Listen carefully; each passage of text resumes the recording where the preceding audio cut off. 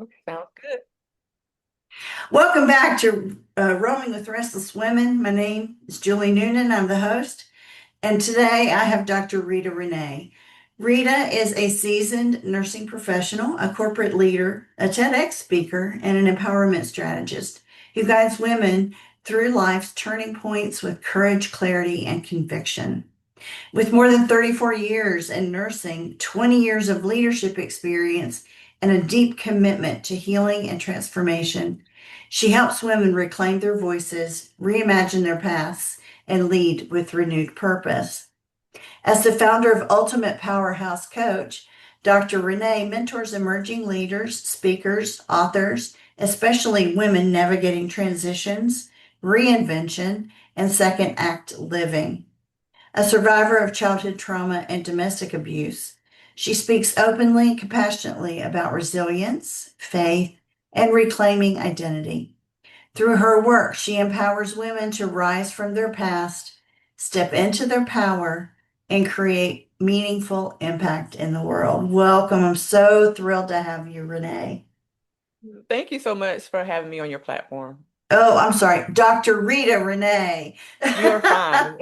You are fine. Thank you I for jumped having to me your here. middle name. Sorry about that. Okay. So let's start with you telling me about your life in general and why you were attracted to nursing in particular. Oh, yes. So I grew up in the eastern part of North Carolina, Currituck County area, Nags Head area, in between there. And life was not easy, right? We transitioned from Brooklyn, New York, where I'm actually born. I lived Okay. in Bed-Stuy, Brooklyn. And then after the age of 8, we were in the eastern part of North Carolina. But my life, how I focused on nursing, why I took that profession, because I was the one who was always babysitting the younger kids. So out of all the grandkids, there's only 3 granddaughters. I'm the middle granddaughter, but I wind up babysitting all the other grandkids who are all boys. Oh man. So no wonder you went to nursing. You had to keep patching them up, no doubt. Yeah, that was fun. A Yeah. 10-year-old watching all the other younger ones, that was really fun. Oh my goodness gracious. Wow. And so what about nursing really called to you? Mhm.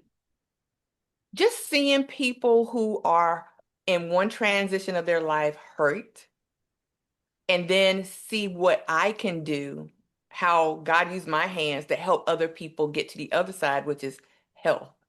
Yeah. Hurt to health. I love that. hmm Absolutely. hmm So when did you start nursing? What age were you? And tell me about, did you specialize in anything? Right. So when I first started in the medical field, period, I started as a medical assistant working in the doctor's office. And that was my foundation. And I started growing. And I wanted to take that path because I wanted to know what it felt like from the ground up. A lot of people just go straight to the top, but I wanted to Yeah. know every aspect. And then I went into being a CNA, a certified Uh-huh. nursing assistant, working in the rehabilitation centers, taking care of the senior people, seasoned senior people, helping them get well, and then grew on from that one step at a time. And I started at the age of 19. So I was a late bloomer. I don't Initially, know when I about was in that. That high sounds school, early to me. oh, well, initially in high school, I started as an LPN, which I think is harder than being a registered nurse because you have to compact everything in a short period of time. And I remember the first assignment I had, I fainted. I think I Oh was stressed no. out. I was stressed out, and so I kind of shied away from it until 2 years later. I said, you know what? I'm going to do this. And Yeah. so I started back into going into nursing school. Oh wow. Okay. And so did you find that you liked one particular area more than another? Well, some of my experiences was in med surg, which you get a variety of everything. I Yeah. did a little bit of the ER, which is very fast paced. I also did adolescent psych Oh. for 2 years. I did that as well. But I found my most rewarding was when I dived into home health. That's what I did. Okay. Yes, so I did IV therapy, wound care therapy, going traveling all over. I was in Virginia. And so we were at one end of the state to the other, and sometimes crossing over into North Carolina. So I found a lot of my compassion was drawn there because I was able to spend more time. I was able to Mm, focus on that one particular client, right? And their families as well, because sometimes it's hard in the hospital trying to get to the patient. You have so little time for each. right, exactly. Wow. Hmm. Oh man. So when did you decide that you wanted to be a coach? Well, around 2014, I was coming and into my relationship with my ex-husband, and it was kind of traumatic for me. Hmm. And I felt like writing was helping me and journaling helping me get through some of those difficult challenges in my life, mentally, physically, emotionally, spiritually. Mm, hmm. Once I first wrote my first book, and that was in 2014, was Stay in the Ring, Knocked Down, but Not Knocked Out. And I shared about my trauma as a child going through abuse and then my Oh, relationship. I felt the freedom of not having that weight on me anymore. And I hmm. said, what if I could help other women feel the same way, that freedom? And so that's how the coaching developed. Wow. And so you specialize in the trauma coaching area? Yes. So helping women deal with that personal trauma first, because there's a lot of women who are out here, corporate leaders, and they're actual coaches too, and they're hurting, and you can see it in their coaching. You can see it in their presentations because it surfaces up sometimes, right? You can see it in their Yeah. communication. So I help them to deal with that because hurt people, you can help people, but you're not going to be impactful helping them, right? Because you're Yeah. suffering too. So Yeah, that does tend to get in the way, I would say. hmm. Absolutely. So what kinds of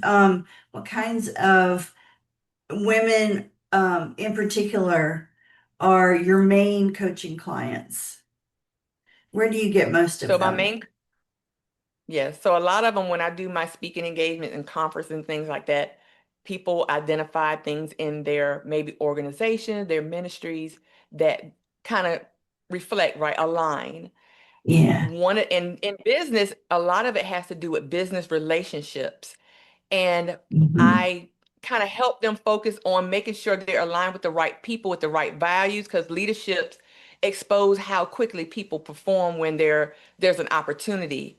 And wisdom, it comes from recognizing repeated behaviors, not isolated moments. So I help them identify those things like avoidance of accountability or credit stealing, violations, those things. Because some of the Yeah. greatest business lessons come from people who look impressive but lack integrity. Yes, absolutely.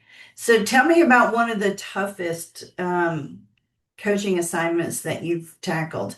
Obviously, without revealing any client information, but Right, right, but right. tell me about something that has really challenged you as a coach. People seeing the truth. Yeah. Because we can be so emotionally tied to people, and we don't want to have a bad reputation, right? We want everyone to like us.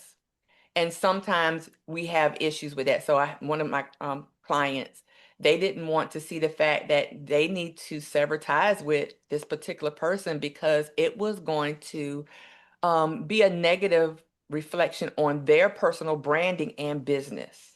Wow.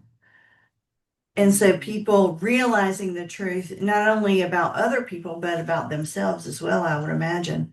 Absolutely, because skills can be taught, but values they can't. And so you Right. misaligned can show up in how we make our decisions under pressure, how disagreements are handled.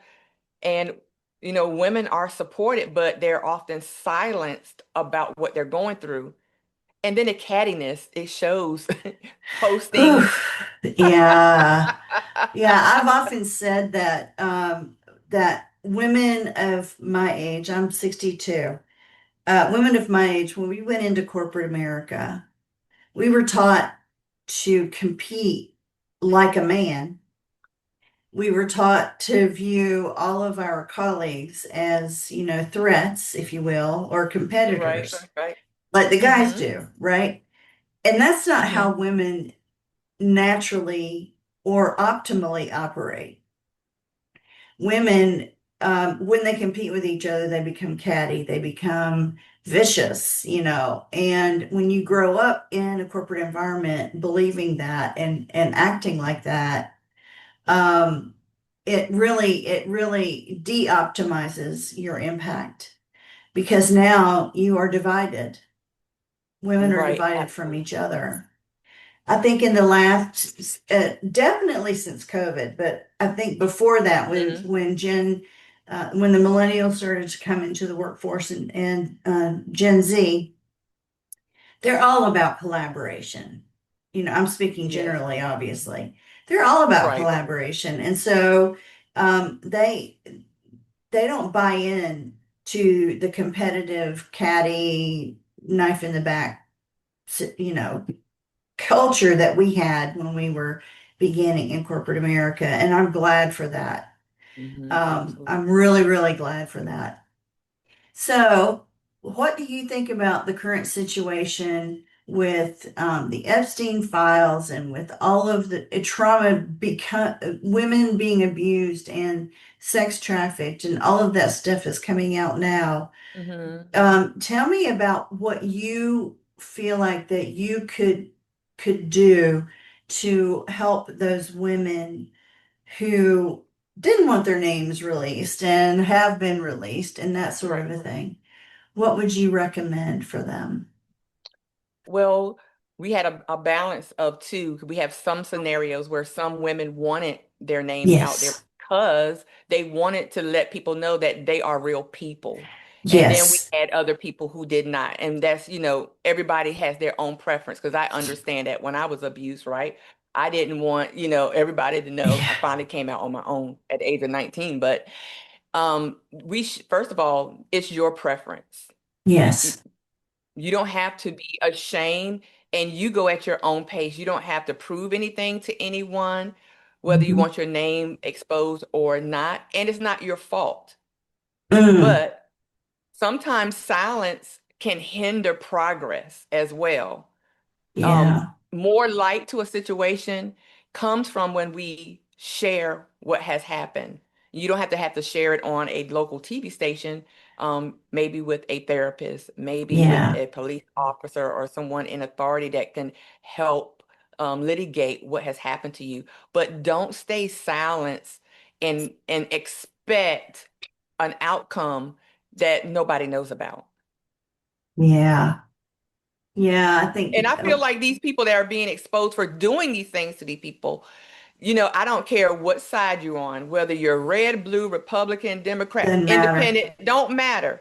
This was a Abuse crime. Yeah. it's a crime and it should all be exposed and we should move on. We shouldn't have double standards for anybody. Absolutely. 100% agree. Okay, so tell me how people can get a hold of you to get your services. Yes, just go to my website, drritarenee.com. All profiles is at drritarenee.com, Instagram, LinkedIn, Facebook. I'll be more than Okay, happy to interact with them. that sounds wonderful. That sounds wonderful. All right, I'll make sure, guys, that that gets put in the show notes so you can go out and check out Dr. Rita Renee and her services. And I encourage you to take advantage of that, particularly if you have these abuse situations in your life that you need help with. Secondly, I have several questions that I ask at the end of every episode. Dr. So, first one is if you could close your eyes, Okay. describe to me what you see in your mind's eye when I say wise woman. A woman that has not allowed her past to hurt other people's future. Wow, you can open your eyes. That was amazing. I love that. And it can also mean helping you, letting your past help other people grow too. Absolutely. Like what Hmm. you do. That's true. That's wonderful. Okay, my second question is, where do you like to roam? Oh, in my pajamas at home. I haven't had anyone in all these episodes say in their pajamas at Listen, home. I love it. yes, I that's love it. it. Oh, especially when you don't have time sometimes to be able to just relax some days, right? Yeah. Absolutely. I believe at my age now, I'm thinking that rest and relaxation is very much important right now. Absolutely. I'm with you 100% on that. Okay. And my final question, what makes you restless, but in a good way? Seeing other women not see the potential and the sparkle in their lives, sometimes that makes me restless to the point where I'm Yeah. like, what else can I do to show them and how can I walk alongside Oh, that's beautiful. Yeah. Oh, that's the nurse coming back out in you too. them? Oh, I love Absolutely. that. I love that. Well, thank you so much for appearing on the show. I really appreciate it. And I know that you're blessing many lives right now, and thank you for the work that you're doing. Thank you.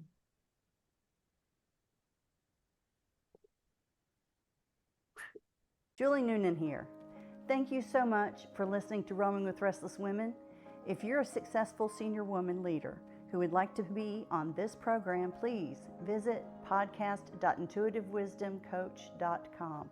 If you enjoyed this interview, please share this episode on social media and make sure to subscribe so you don't miss any future episodes. Your thumbs ups and reviews go a long way.